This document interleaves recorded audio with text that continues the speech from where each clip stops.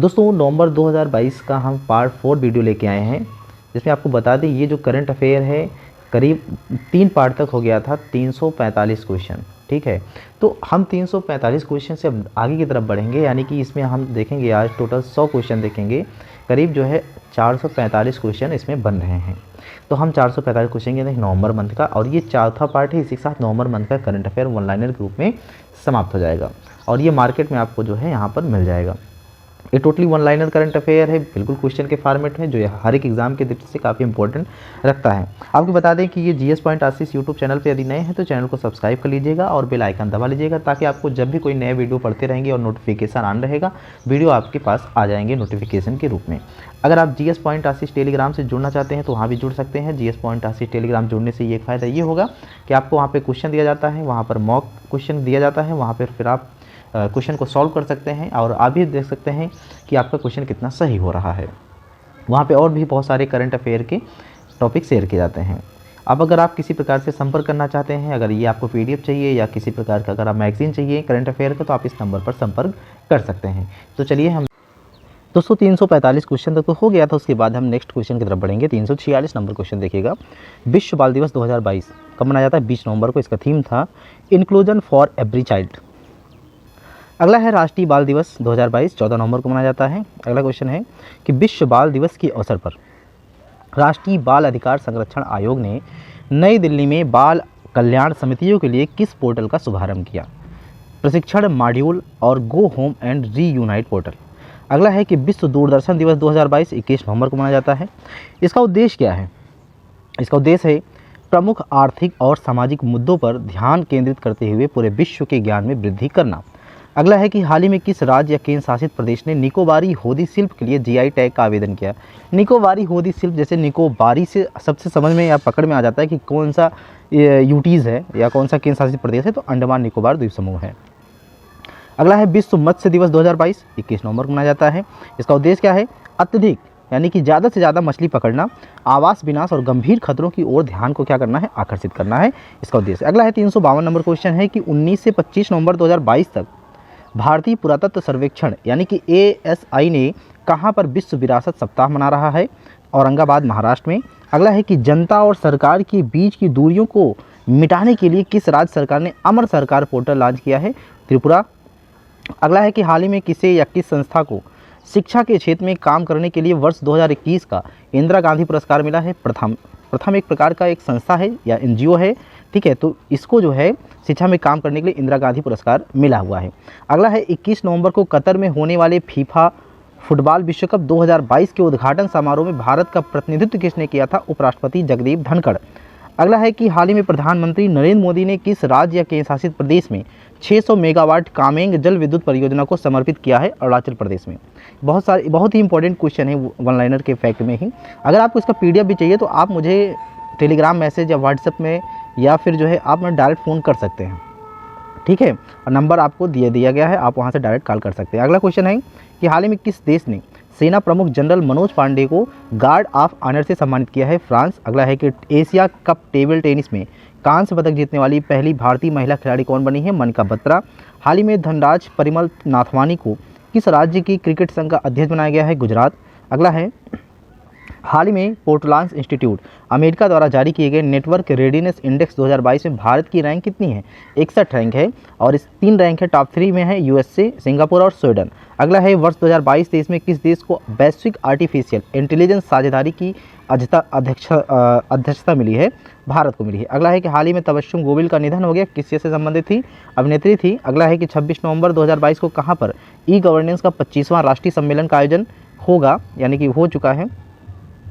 कटरा, जम्मू कश्मीर। इसका विषय है नागरिकों, उद्योग और सरकार को निकट लाना। अगला है कि हाल ही में नोवाक जोकोविच ने किसे हराकर ATP वर्ल्ड टूर फाइनल खिताब जीता है? कैस्पर रूड, जो कि नॉर्वे देश के हैं। अगला है कि हाल ही में किस संगठन द्वारा handbook of statistics on Indian status 2021-22 report जारी किया गया? RBI। अगला है कि RBI की एक रिपोर्ट के अनुसार भारत के सकल घरेलू उत्पाद यानी कि GDP में 2022-23 में लगभग कितने प्रतिशत की वृद्धि दर्ज होने का अनुमान है? 7%। अगला है कि हाल ही में किस देश ने दुनिया की सबसे बड़ी रोड मोबाइल तरल ईंधन वाली अंतर महाद्वीपीय बैलिस्टिक मिसाइल वासोंग 17 या मॉन्स्टर मिसाइल लॉन्च की है? उत्तर कोरिया। अगला एक हाल ही में किसे Indian film personality of the year award 2022 से सम्मानित किया गया है? मेगा स्टार चिरंजीवी, जो कि साउथ के एक्शन हीरो हैं। अगला है कि केंद्रीय मंत्री सर्बानंद सोनोवाल ने हाल ही में कहाँ पर क्षेत्रीय यूनानी चिकित्सा अनुसंधान संस्थान का उद्घाटन किया? सिलचर, असम।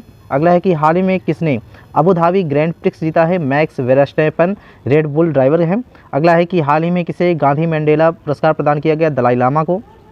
अगला है हाल ही में तमिलनाडु क्रिकेट टीम ने किस राज्य के खिलाफ 506 रन बनाकर विश्व रिकॉर्ड बनाया है? अरुणाचल प्रदेश।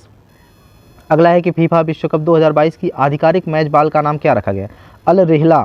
अगला है कि हाल ही में यूनाइटेड किंगडम की बर्मिंघम सिटी यूनिवर्सिटी किस भारतीय को डॉक्टरेट की मानद उपाधि से सम्मानित करेगी? Shankar Mahadevan music and composer हैं। अगला है हाल ही में खबरों में रहा ग्रेट नाट क्या है? ग्रेट नाट एक पक्षी है।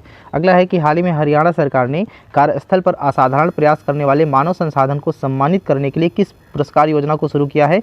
हरियाणा सुशासन पुरस्कार योजना। अगला है कि दिसंबर 2022 में किस भारतीय अभिनेता को रेड सी इंटरनेशनल फिल्म फेस्टिवल, जो कि जेद्दा सऊदी अरब में इसका आयोजन किया जाएगा, मानद पुरस्कार दिया जाएगा? शाहरुख खान को।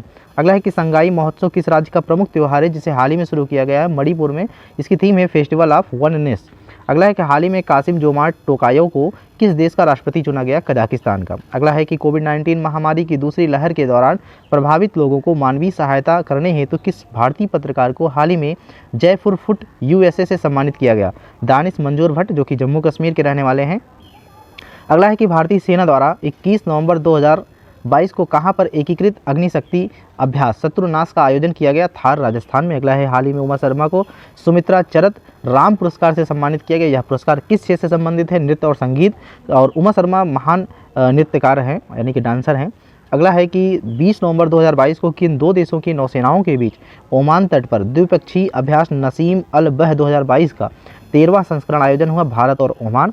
अगला है कि 15 से 18 नवंबर 2022 तक कहां पर बाट और माप पर 27वें आम सम्मेलन यानी कि CGPM की बैठक संपन्न हुई है? पेरिस, फ्रांस में। अगला एक हाल ही में किसी बाट और माप की अंतर्राष्ट्रीय समिति CIPM के सदस्य के रूप में चुना गया? प्रोफेसर बेणुगोपाल अचंता। अगला है हाल ही में किस केंद्रीय मंत्री ने ग्रीन पोर्ट और शिपिंग के लिए भारत के पहले नेशनल एक्सीलेंस सेंटर लॉन्च किया? सर्बानंद सोनोवाल। अगला है कि 27 नवंबर 2022 को कहां पर केंद्रीय वित्त मंत्री निर्मला सीतारमण की अध्यक्षता में वित्तीय और पूंजी बाजार विशेषज्ञों के साथ 2023 के बजट पूर्व परामर्श के चौथे दौर का बैठक हुआ? नई दिल्ली में। अगला है 23 से 25 नवंबर 2022 तक कहां पर हिंद प्रशांत क्षेत्रीय संवाद चौथा संस्करण आयोजन होगा? नई दिल्ली। इसकी थीम है हिंद प्रशांत महासागर पहल का संचालन। अगला है कि हाल ही में रक्षा मंत्री राजनाथ सिंह ने कहां पर भारत आसियान रक्षा मंत्रियों की बैठक की सह अध्यक्षता की? कंबोडिया में। अगला है कि हाल ही में भारत और यूरोपीय संघ के बीच विदेश नीति और सुरक्षा मामलों पर 9वीं वार्ता का आयोजन कहां संपन्न हुआ है? नई दिल्ली में। अगला है हाल ही में अरिटापट्टी को जैव विविधता विरासत स्थल घोषित किया गया। यह किस राज्य में स्थित है? तमिलनाडु में। यह भारत का 35वां और तमिलनाडु का पहला विरासत स्थल है, नोट कर लीजिएगा। अगला है कि वर्ष 2023 में एशिया प्रशांत आर्थिक सहयोग मंच यानी कि एपेक की बैठक कहां होगी? अमेरिका में होगी। अगला है कि हाल ही में उत्तर प्रदेश के मुख्यमंत्री योगी आदित्यनाथ ने कहां पर यूनेस्को भारत अफ्रीका हैकथॉन 2022 का उद्घाटन किया? गौतम बुद्ध विश्वविद्यालय, ग्रेटर नोएडा। अगला है कि हाल ही में साहित्य 2022 के JCB पुरस्कार के लिए चुना गया है द पैराडाइज ऑफ फूड। इसके लेखक हैं खालिद जावेद, जो कि उर्दू भाषा में लिखा गया है। अगला है कि हाल ही में खादी और ग्रामोद्योग आयोग यानी कि KVIC के CEO के रूप में किसे नियुक्त किया गया? विनीत कुमार को। अगला है हाल ही में यूरोपीय संघ ने किस देश के साथ जलवायु मॉडलिंग और क्वांटम प्रौद्योगिकियों के क्षेत्र के सहयोग के लिए समझौता किया है? भारत। अगला है कि हाल ही में स्वास्थ्य परिवार कल्याण मंत्रालय ने आत्महत्या मृत्यु दर को किस वर्ष तक 10% की कमी लाने की घोषणा की है? 2030 तक। अगला है किस देश की संसद ने हाल ही में भारत के साथ मुक्त व्यापार समझौता पारित किया है? ऑस्ट्रेलिया। अगला है कि हाल ही में रियल 11 का ब्रांड एम्बेसडर किसे बनाया गया? कुलदीप यादव को। अगला क्वेश्चन है कि हाल ही में जवाहरलाल नेहरू पोर्ट अथॉरिटी यानी कि JNPA ने किस संस्था के साथ मिलकर सतत समुद्री जल गुणवत्ता निगरानी स्टेशन को विकसित किया तथा साथ ही एक इलेक्ट्रिक पर्यावरण निगरानी वाहन को भी लॉन्च किया है IIT मद्रास के साथ? अगला है कि हाल ही में किसे यूनेप यानी कि यूनाइटेड नेशन एनवायरनमेंट प्रोग्राम की champions of the earth award 2022 से सम्मानित किया गया है? पूर्णिमा देवी बर्मन, भारत। अगला है कि हाल ही में प्रधानमंत्री नरेंद्र मोदी ने किस वर्ग के लोगों के लिए कर्मयोगी प्रारंभ नामक पाठ्यक्रम लॉन्च किया है? सरकारी कर्मचारी। अगला है कि गोवा में आयोजित अंतर्राष्ट्रीय फिल्म महोत्सव भारत ने किस संस्था के साथ मिलकर बाल अधिकारों की फिल्मों को बढ़ावा देने के लिए सहमति दी? यूनिसेफ। अगला है कि 24 से 25 नवंबर 2022 तक किस देश में एंटी माइक्रोबियल प्रतिरोध पर तीसरे वैश्विक उच्च स्तरीय मंत्री स्तरीय सम्मेलन आयोजन किया गया? मस्कट, ओमान में। अगला है एंटी माइक्रोबियल प्रतिरोध पर तीसरे वैश्विक उच्च स्तरीय मंत्री स्तरीय सम्मेलन में भारत का प्रतिनिधित्व किसने किया? स्वास्थ्य परिवार कल्याण राज्य मंत्री डॉक्टर भारती प्रवीण पवार। अगला है कि किस वर्ष को अंतर्राष्ट्रीय मोटा अनाज वर्ष के रूप में मनाया जाएगा? 2023। अगला है कि 21 नवंबर 2022 को किन दो देशों की नौसेनाओं के बीच काराबांग इंडोनेशिया में द्विपक्षीय सैन्य अभ्यास गरुड़ शक्ति शुरू हुआ है? भारत और इंडोनेशिया। अगला है कि हाल ही में किस विभाग या संस्था द्वारा स्टार्टअप इंडिया के लिए मार्ग पोर्टल लॉन्च किया गया? उद्योग एवं आंतरिक व्यापार संवर्धन विभाग।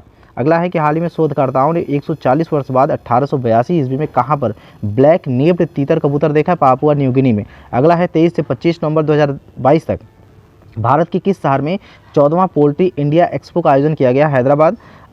अगला है कि अंडे के उत्पादन में विश्व में तीसरा सबसे बड़ा देश कौन सा है? भारत। और राज्य की श्रेणी में तमिलनाडु पहले स्थान पर है। अगला है कि किन देशों को होने वाले नुकसान की भरपाई में मदद करने के लिए COP27 ने एक विशेष नुकसान और क्षति कोष को स्थापित करने की मंजूरी दी है? विकासशील देशों के। अगला है कि आर्थिक सहयोग और विकास संगठन ने वित्त वर्ष 2023 के लिए भारत की GDP वृद्धि दर का अनुमान कितना बताया है? 6.6%। अगला है कि गुरु तेग बहादुर शहीदी दिवस 2022 24 नवंबर को होता है। अगला है कि राष्ट्रपति द्रौपदी मुर्मू 30 नवंबर को कितने लोगों को वर्ष 2021 के लिए तेंजिंग नोर्गे राष्ट्रीय साहसिक पुरस्कार प्रदान करेंगी? 3 लोगों के लिए। नैना धाकड़ जो कि land adventure, Shubham Dhananjay Vanmali water adventure और group captain Kunwar Bhawani Singh Samyal lifetime achievement. अगला है कि 28 से 30 नवंबर 2022 तक किसके द्वारा आगरा में मानवीय सहायता और आपदा राहत अभ्यास समन्वय 2022 का आयोजन किया गया? भारतीय वायुसेना द्वारा। अगला है अंतर्राष्ट्रीय हिंसा उन्मूलन दिवस 2022 25 नवंबर को मनाया जाता है। विषय है एकजुट महिलाओं और लड़कियों के खिलाफ हिंसा को समाप्त करने के लिए सक्रियता। अगला है राष्ट्रीय दुग्ध दिवस 2022 26 नवंबर को। अगला है हाल ही में अनवर इब्राहिम को किस देश के प्रधानमंत्री बने? मलेशिया। अगला हाल ही में पाकिस्तान के नए सेनाध्यक्ष कौन बने? असीम मुनीर। अगला है कि 24 से 28 नवंबर 2022 तक कहां पर कृषि एक्सपो कृषिथान 2022 का आयोजन किया गया? नासिक, महाराष्ट्र में। अगला है कि हाल ही में अखिल भारतीय तकनीकी शिक्षा परिषद यानी कि AICTE के नए चेयरमैन कौन बने? TG सीताराम। अगला है कि हाल ही में किस राज्य में कडालिकाई या फिर कदालिकाई परिसे मूंगफली उत्सव जिसे कहा जाता है महोत्सव मनाया गया? कर्नाटक में। अगला है कि हाल ही में किस बैंक ने भारत का पहला स्टिकर आधारित डेबिट कार्ड लॉन्च किया है? IDFC first bank. अगला है संविधान दिवस का मनाया जाता है 26 नवंबर को। अगला है राष्ट्रीय सांख्यिकी कार्यालय यानी कि NSO के अनुसार जुलाई सितंबर 2022 में भारत की बेरोजगारी दर कितना प्रतिशत है? 7.2% है।